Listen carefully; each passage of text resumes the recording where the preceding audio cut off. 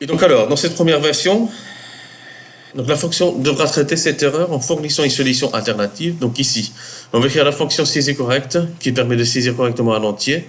Si l'utilisateur saisit une donnée dont le format n'est pas celui d'un entier, le programme lève l'exception input mismatch exception. Et donc alors, un message d'erreur sera affiché avec la proposition d'effectuer une nouvelle saisie. La classe input mismatch exception appartient au package donc Java utile. Donc, ici, qu'est-ce que je vais faire? Donc, parce que je dois demander à l'utilisateur de saisir une valeur jusqu'à ce que il saisit la bonne valeur. Donc ici, hop, je vais utiliser simplement une boucle while avec un paramètre true qui est tout le temps vrai. Donc je vais ajouter un bloc try catch. Ici, dans le try, qu'est-ce que je vais faire?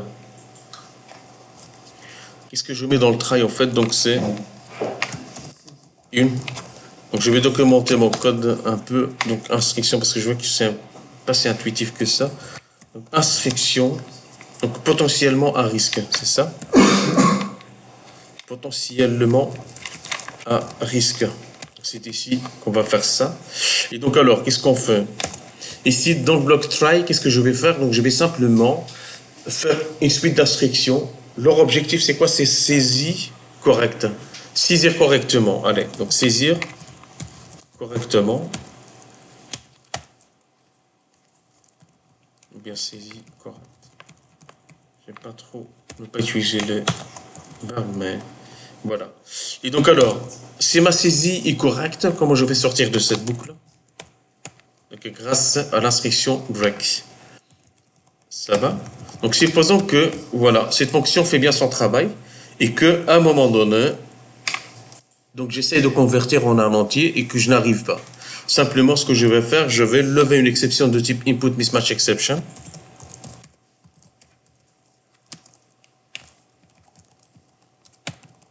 Donc c'est-à-dire que je vais la traiter localement. C'est pour ça que je ne vais pas faire through input mismatch exception.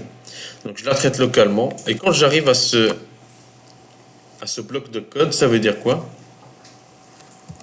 C'est ce qu'il faut faire si un problème de type input mismatch exception se produit.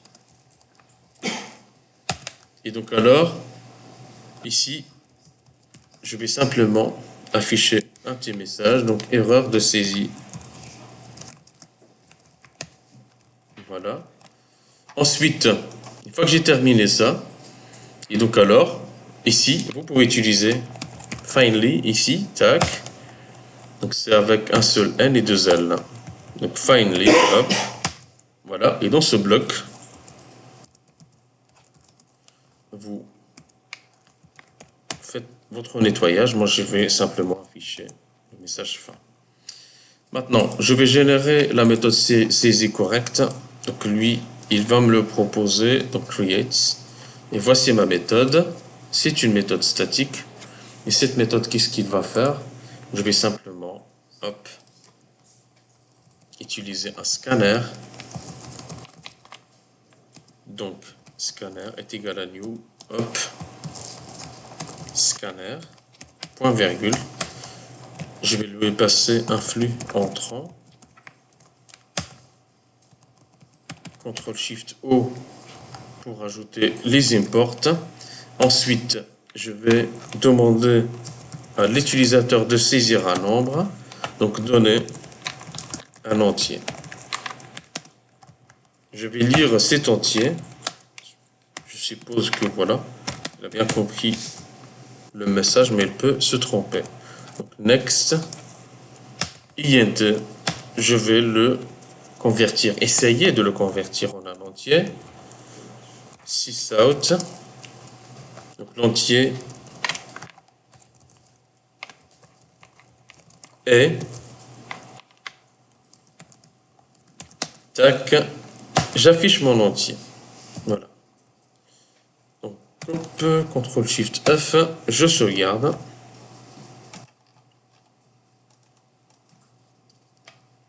et je teste. Donc je teste cette première version. Tac. Ranaz. Donc Java Application. Donc ici, je vais saisir 5. Oui, mon clavier se désactive chaque fois. Donc l'entier est 5. J'arrive au bloc finally, c'est que tout s'est bien passé. Maintenant, je reteste. Tac. Ranaz. Hop. Et je tape chaîne de caractère, erreur décisif 1, donc donner un entier. Jusqu'à ce que je tape un entier, et là je sors. Ça va? Le final, il le fait. Le quoi, là? Le final, il affiche pas à chaque fois, même quand il s'agit. Très bien. Donc le finally, en fait, qu'il s'agisse d'une erreur repas, elle l'exécute. C'est ça, en fait, le besoin technique que nous avons. Qu'il y ait des erreurs repas, il faut donc faire un nettoyage. Une fois, donc j'avais développé une solution, c'était un web service, donc pour le ministère du Travail. L'objectif, c'était quoi? C'est gérer les correspondants ICT, gérer le service helpdesk au niveau de la Belgique. Et l'objectif, c'était quoi? C'était justement gérer leur profil. Est-ce qu'on a qui savent ce que c'est l'AD, Active Directory de Windows? Ceux qui ont fait de l'infra, non? Ok. Donc c'est juste en fait un système intégré dans Windows qui permet de gérer des profils, gérer en fait donc des sites, pas des sites web, mais gérer des sites dans un extranet ou bien intranet. Et donc alors l'objectif c'est qu'il fallait gérer justement ces profils et donc ces informations elles sont récupérées à partir d'un web service dans des fichiers XML. Et donc alors on s'approchait au but. Et le chef de projet, en fait, m'avait dit, écoute Mounir, c'est très bien, on avance très bien. Est-ce que maintenant tu sais gérer le cas où il y a une coupure d'électricité? Donc supposons que ton système commence à traiter les données d'un profil, d'un fonctionnaire de l'État, et qu'en plein traitement, il y a une coupure d'électricité. Et donc, c'était la mauvaise idée d'aborder ce point à ce moment-là, parce qu'on n'était pas loin de la solution. Et donc alors... Ok, je me suis pris la tête en fait à résoudre ce problème. Et donc j'ai trouvé une solution, mais qui m'a pris un temps fou. Donc plus de temps que de développer la solution même. Et donc du coup on était un peu en retard. Et donc qu'est-ce que je faisais simplement? Avant de commencer la modification d'un profil d'un fonctionnaire, je récupérais ces informations à partir de l'Active Directory, je les stocke dans une base de données, je marque ça comme un état stable. Je commence le traitement. Au milieu, en fait, donc, j'interromps le process. Et donc, alors, je me retrouve avec un profil instable dans ce système. Et donc, alors, quand on relance, c'est comme si j'ai retiré la prise, hein, tout simplement. Quand je relance ce service, en fait, lui, qu'est-ce qu'il va faire? C'est un thread. Un thread, c'est un petit programme qui se réveille comme ça. Ce thread, en fait, il se réveille comme ça, dans un minuteur, une fois par jour ou bien par semaine. Moi, je fais en fait, à chaque fois qu'on relance, en fait, il doit se réveiller ce programme. Et qu'est-ce qu'il fait? Il va dans la base de données et voir dans une table spéciale ses records. Et à chaque record, quand il va voir notre accomplished ou un truc comme ça, qu'est-ce qu'il fait? Il va écraser le traitement mal terminé avec une version stable, en fait. Et ça a marché, on l'a testé. Sauf qu'en fait, on s'est fait avoir car, voilà, on était trop à la traîne. Et donc alors, pourquoi je dis ça en fait? Je sais pas. Finally, voilà, c'est ça. C'est à cause du donc le finally, ouais. Non, c'était une implémentation faite maison d'un truc finally. Et donc alors, même après avoir, ce web service quand il fonctionnait pas comme il faut, qu'il y ait une coupure d'électricité, quoi que ce soit, eh bien, on peut implémenter ce genre de choses en fait. Et si c'est un finally, mais là, ça a pris des mois et des mois de développement, hein, de trucs. Mais c'est un truc énorme, c'est au niveau de l'État, c'est pas une petite entreprise ou... De quoi? C'est un finally, mais sous forme de base de données comparative avec les données que tu reçois. Il y a plus que ça, ouais. C'est énorme. Le problème, parce que quand tu essaies d'écraser l'ancien, il y a une coupure d'électricité. Quand tu essaies d'écraser l'ancien, le problème, c'est qu'en fait, le not accomplished ne va pas... Parce qu'il y a un système de transactionnel. Tu vois le rollback, ouais. Rollback et l'autocommit. Ok, voilà. Donc ça, c'est la première approche. Donc la deuxième, hop, je vais vite créer une classe donc, exception. custom app. Donc je coche donc le main pour générer la structure de la méthode main. Et là, je vais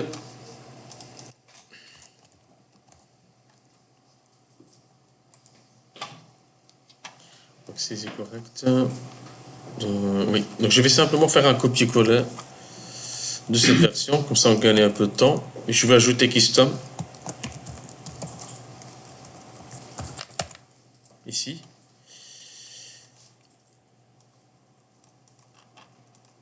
Ok, dans le custom, qu'est-ce qu'on va faire? Donc ici, on appelle la méthode saisie. Et là, on a un seul catch, input mismatch exception. Et qu'est-ce qu'on va faire? On va ajouter un deuxième catch. Et ce deuxième catch, ce sera illegal argument exception. Ouais. Hop. Donc, qu'est-ce qu'on va faire? On va mettre un catch. Et dans ce catch, on va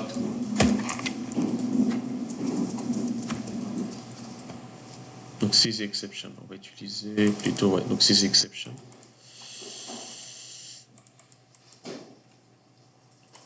Donc ici, donc ce sera saisie.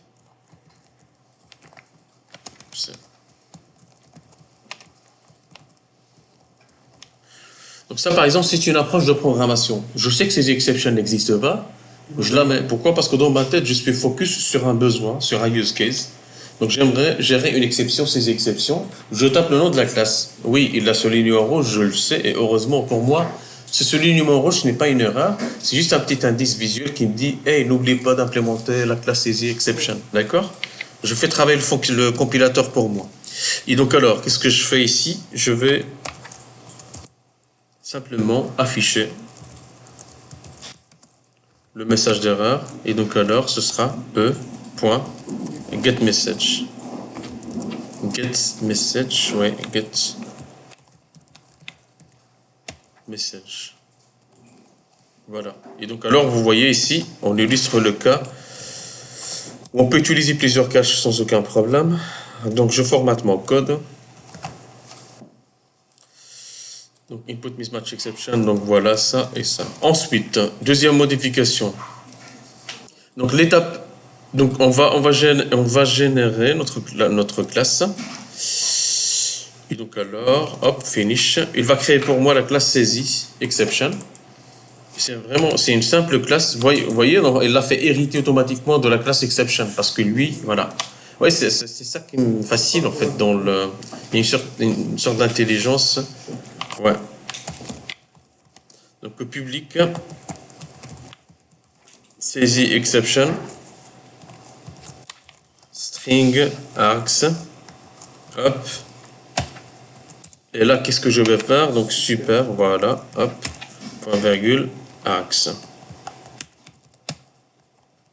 Ou bien message, hein, peu importe.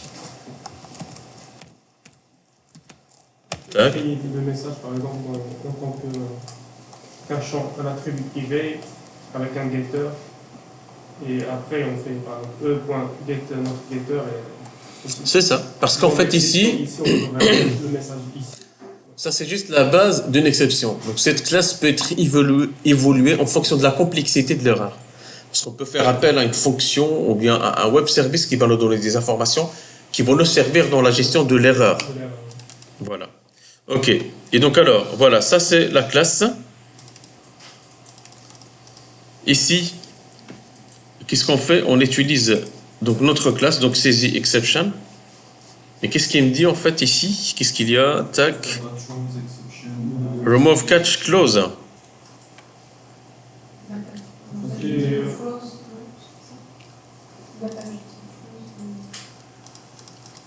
Pardon?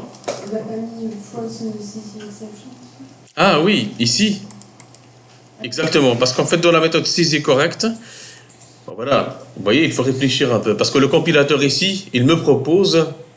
Donc j'ai implémenté la première partie, il me reste la deuxième partie. À la place de me dire, il te manque la deuxième partie, il me dit, enlève la première partie parce que ça n'a pas de sens. Non, je suis en train d'implémenter le compilateur. Je n'ai pas encore terminé. Merci de me l'avoir dit. Ok. Donc c'est pour ça qu'il faut être pragmatique à ce que le compilateur propose. Hein. Ne cliquez pas à gauche et à droite. N'acceptez pas tout ce qu'il vous propose comme suggestion. Ok, bah ça va. Donc ici, je suis là. Donc je demande un entier, je le scanne et là, je vais, juste avant l'affichage de cet entier, je vais faire ma vérification.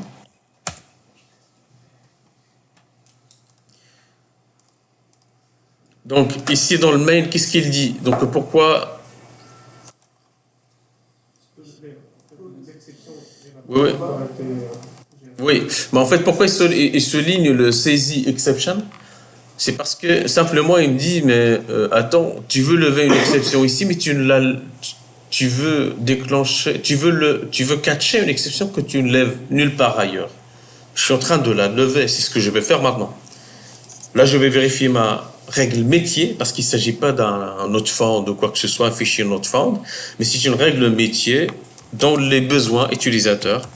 Si le nombre est strictement inférieur à 0, bah, il faut lever une exception. Donc, throw new, comme disait Isabelle, donc throw new, saisie, exception. Il me va passer le message, un message descriptif simplement, donc valeur est strictement inférieure à 10, donc attention, point virgule, donc throw new, saisie exception, je passe le message. Je sauvegarde. Throws, voilà, ici. Et voilà, c'est ce qu'il faut faire. Hop, donc si je tape 5, si je tape 25, 52, et voilà, ça marche. En l'occurrence, là, notre finally, il faudrait l'enlever, parce que si tu tapes 5, il se relance. Il était dans une boucle. J'ai pas compris ta question. Là, même si ton programme il n'est pas fini, il va t'afficher fin à cause du finally. Ouais, c'est pas grave. C'est juste pour... Ouais. Bah, c'est juste pour illustrer cette. Dans ce cas-là, c'est peut-être. Ouais. Ça va? Vous voyez un petit peu? Vous êtes un petit peu à l'aise avec les exceptions? Ouais. Ok. On fait la pause maintenant? Oui. Bon appétit.